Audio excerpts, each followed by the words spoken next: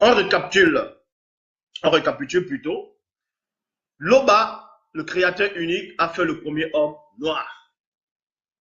Ça a été démontré dans Genèse chapitre 2, verset 7, dans la traduction Abbé Filion. Le Seigneur Dieu formant l'homme du limon de la terre, et le limon, il est noir, vous pouvez vérifier. Donc, il fait maintenant une autre femme à partir de cet homme. Cette femme aussi devient noire. Il dit maintenant à cet homme et cette femme, en tout cas Loba, Dieu ne parle pas directement à un homme, mais c'était l'entité qui s'adressait, d'aller, de se multiplier, de remplir la terre uniquement de la race noire. Uniquement de la race noire. Ceci n'a rien à voir avec du racisme, mais c'est comme ça. Et les autres races sont arrivées comment? Comme je l'ai démontré dans Genèse chapitre 6, à partir du verset 1 à 2, et aussi dans le livre des secrets de Noc, chapitre, excusez-moi, dans le livre des secrets de Noc, chapitre 18, verset 3, on parle de que les anges de Dieu ont apporté l'anarchie et le métissage. Donc, ils ont apporté le métissage dans Genèse 6, mais avant d'apporter le métissage par rapport aux autres races, aux hommes, ces anges ont d'abord eu des rapports sexuels avec des mammifères marins, avec des animaux de la terre, avec des oiseaux, et ça a créé la race d'hybride, l'hybridation. C'est là où les premiers démons sont apparus. Les premiers démons sont apparus. Et ensuite, ces mêmes anges-là ont couché avec des femmes noires non initiées, et ça a donné naissance aux autres races, c'est-à-dire les non-noirs. Et ça a peuplé la terre.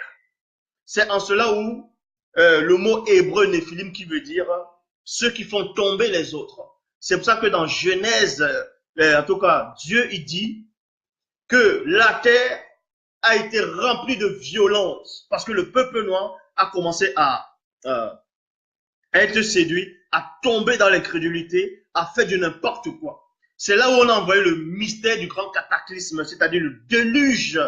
Parce que aussi dans la Chine, on fait aussi allusion à l'histoire du déluge, même dans la mythologie par rapport à la Babylone antique, l'histoire de Gilgamesh, que les dieux, les hommes faisaient trop de bruit et les dieux ont décidé de purifier la terre, d'envoyer le déluge. Mais le déluge, l'histoire du déluge s'est réellement produite, mais c'était en Afrique. Et à cette époque, c'était un seul continent. C'était un seul continent. C'était l'Afrique.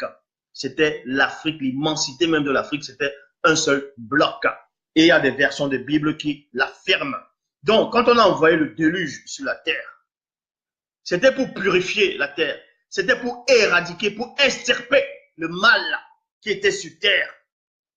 Donc, ce qui s'est passé là-dedans, c'est quoi?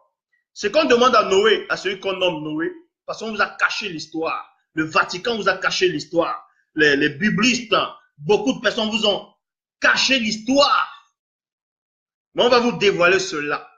Donc, quand on demande à Noé de prendre des animaux purs et impurs et de conserver les vies pour qu'ils ne périssent pas, ces animaux purs et impurs, c'était quoi réellement?